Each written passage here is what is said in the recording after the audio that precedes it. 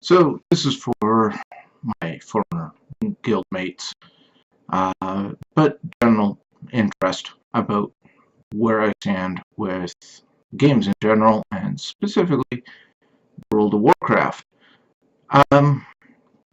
For those of you who don't know me, I play a shadow priest named Muradin. That's Gaelic for Merlin, which is strange to be playing a priest, but anyway, on the Lane US server Alliance side in the guild Knights of the Storm. I haven't actually played this game since spring of 2015.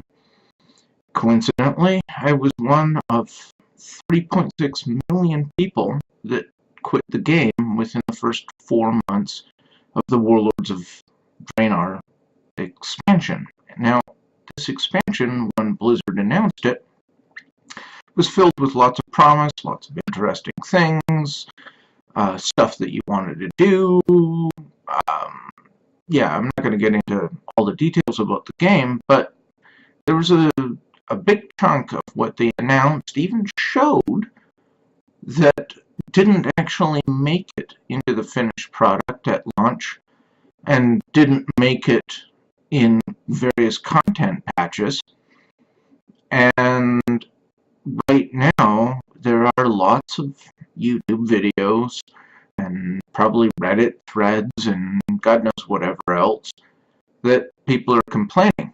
Now, in Blizzard's last quarterly financial report, which they did in September or October 2015, they announced that they were down to 3-point-something million total subscribers.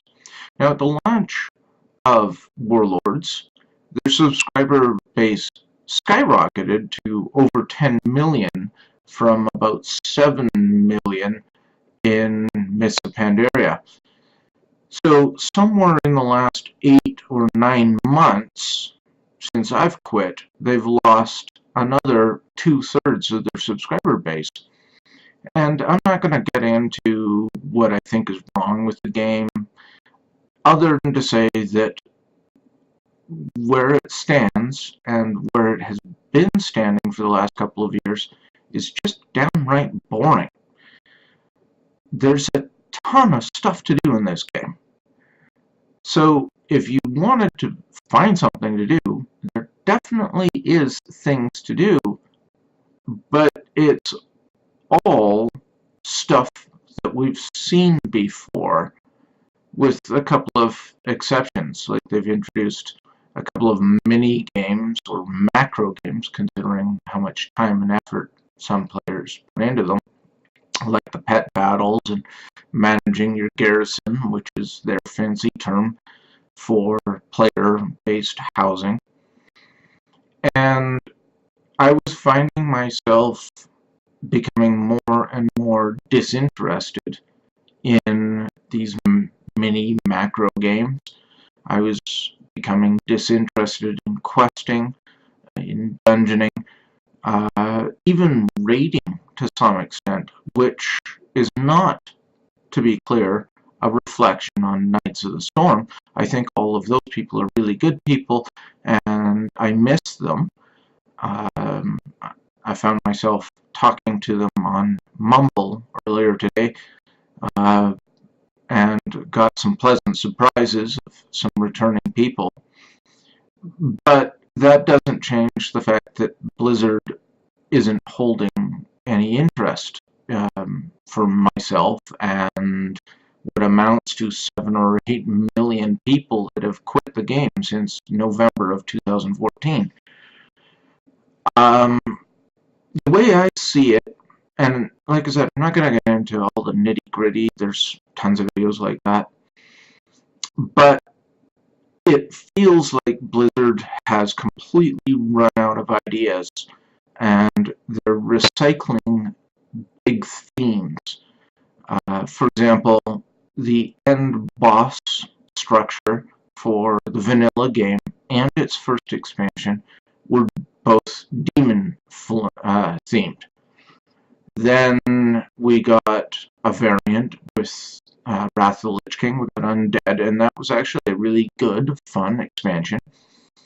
And then their Cataclysm one, that has been talked about a lot, where too much effort was put into reworking zones and the leveling experience with very little to do with high-level characters.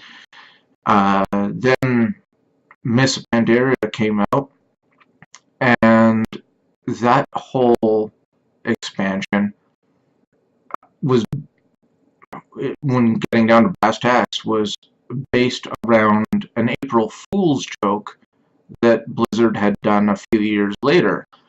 And they turned the Pandaren, the panda people, for those of you who don't play the game, into a full-fledged culture and religion and ideology and whole expansion. But ultimately, the bad guys in that expansion were orcs. And keeping in mind that the first two real-time strategy games, the bad guys were the orcs. And they were also bad guys for a big chunk of Warcraft 3, which was another RTS before World of Warcraft. So you're already seeing a theme progress with the breakup of the undead. So then Warlords comes out in November of 2014. And the bad guys, again, are orcs. So we've got 3 hits at orcs. Now they've announced another expansion coming in 2016 called Legion. And this is now their 3rd kick at the can for demons and devils. So they've run out of ideas completely. They won't admit it because they keep talking about that behind the scenes they're working on the expansion after Legion, and they're plotting out the one after that, even though they haven't actually started on artwork and art and all the background stuff. But Blizzard works 2, sometimes 3 whole expansions further out than the one that they have announced. Now Legion, besides retreading demons for a 3rd time, doesn't seem to offer anything new or exciting to the game. The only exception is that they're introducing their 2nd hero class, the first one being the Death Knights from Wrath of the Lich King. And these are called Demon Hunters, and you're powered by demonic energy, the way the Death Knights were powered by undead energy. And they're a breakaway from the Legion, the Burning Legion, and thus you get to play them, and you get to fight the Burning Legion with as those as player characters, along with the other regular classes. They've also opened up a couple of different other class race combos that didn't previously exist, like Gnome Hunters have been announced. But generally speaking, Legion doesn't do anything to expand the game. Now, I was talking on voice chat, and there's a couple of games that come to mind that break this mold. One of which has been out for a few years, and it's called Rift: Plains of Teleria. And they change it up a little bit by having these rifts or invasions. And certainly they're timed for the most part, but they can greatly impact your gameplay when you're out in the world questing and doing things like that. You could be sent on a quest and then come back to the quest giver, and all of a sudden he and all of his or her compatriots have been wiped out by an invasion that you now have to fight off.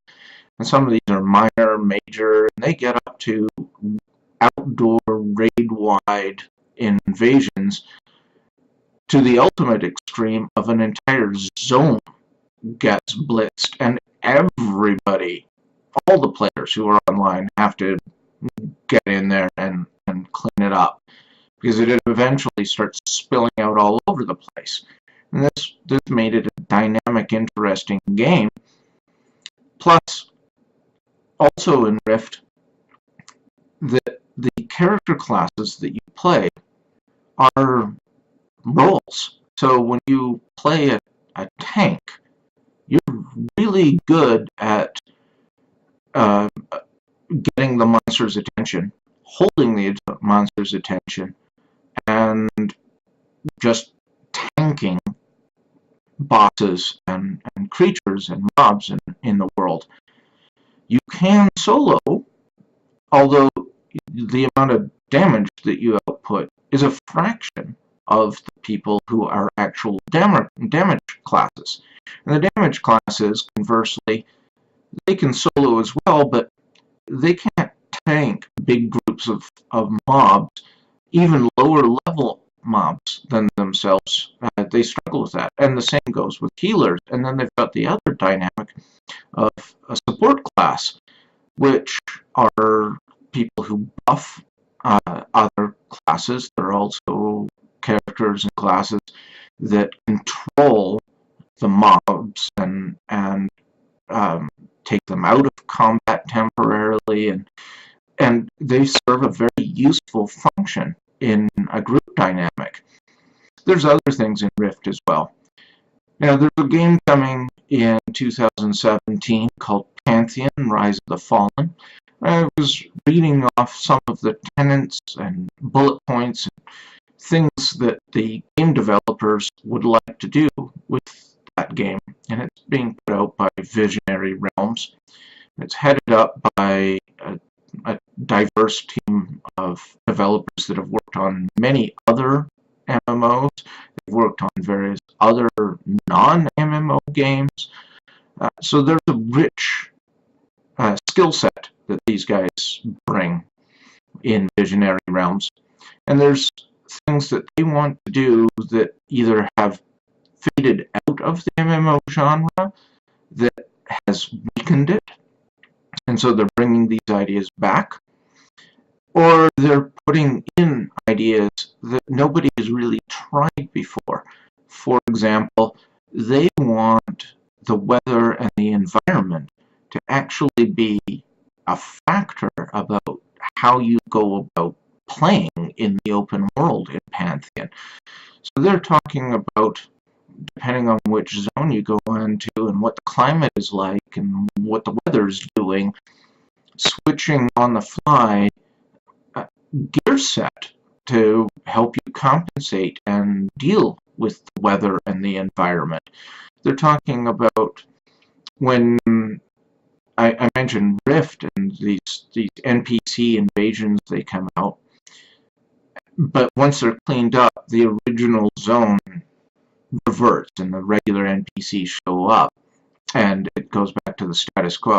With Pantheon, they don't want to do the status quo.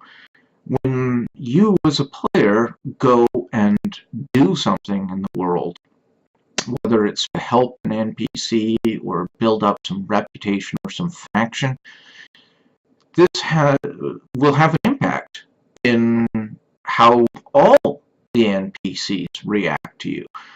It's quite conceivable that they have plans where one NPC or a group of NPCs become very friendly with you to the detriment of others. Blizzard tried that a couple of times throughout World of Warcraft, but it was not a dynamic thing, and it was very limited. And ultimately, as a player, you had a choice of two different factions, and you could ultimately switch back and grind them out and revert. But ultimately, it had no impact in the game at large. It was just you, the player, picking a side and then going for it. With Pantheon, you actually will feel the effects of picking a side. The game world will change and interact with you in big ways, depending on what you do. And so this game, I mean, it comes out supposedly spring to summer 2017, and as far as a massively multiplayer game goes, that's the kind of thing I want to see in a game. And I mean, I could go into several bullet points about what interests me in Pantheon, but they've got a lot of things that we've either never seen, or we used to see them in MMOs, but then they just got simple. So not necessarily easy, but simple, and all the complexity and for both a player and for a design team has been largely neutered in these games. So do I want to come back and play World of Warcraft? Not at this time. With Legion coming out summer next year, I currently have no interest. I know if I pre-order the game, I can get some game time, and when the pre-patch content comes out, I'll actually be able to play this new Demon Hunter before the actual expansion comes out. I'll be able to pick a character and give them an automatic level boost, and there's a couple of doodads and widgets, but ultimately Legion sounds even more dull than what Warlords of Draenor ultimately became. And I find that very sad and very disturbing, considering that the creative pool of people working on World of Warcraft is 200 to 300 people. Conversely, Visionary Realms working on Pantheon is 24 people. So ultimately, will I come back? Who knows? I'm going to say no, but things could change. I have no interest now. And the only thing that even remotely interests me is playing this new class just to be playing a different class. But I've tried that in Warcraft already. I have tanks, I have healers, I have melee and range DPS, kind of all over the map, and ultimately it's just too much to do with too little to do. So for everything that there is in Warcraft, pet battles, dungeons, questing, raiding, player versus player, battleground variations of that, Garrison stuff. There's a lot to do, but ultimately there's only a few things you can focus on, and none of them are interesting anymore. Blizzard's well is dry, and for that reason, I can't see myself coming back. And 8 months ago, I was sad about that decision, but still partly ambivalent. Now I'm wholly ambivalent about that decision, and I have complete apathy towards Blizzard and World of Warcraft. And as a player, and as a former subscriber, so a month-to-month paid subscriber to pay these people to give me content to play, that's extraordinarily disheartening in so many ways that I can't even begin. There's no video that I could make to describe that other than the WTF Blizzard. WTF. Anyway, video's done. I'm going to start making some more videos, so please like this one. Like the other ones. I don't have many, but more are coming. Subscribe to the channel, and then you'll get alerted to some more videos as they come out. I'm going to have some how-tos. I'm going to have some other game stuff, so obviously not World of Warcraft, but other game stuff. There's going to be some retro stuff. Going back games, several years to a couple of decades that were great games that I feel should be dusted off and brought back into the light of day again. So check those out. I do have a twitch.tv account. I'll put the link in at the bottom of the description here. And happy gaming, guys.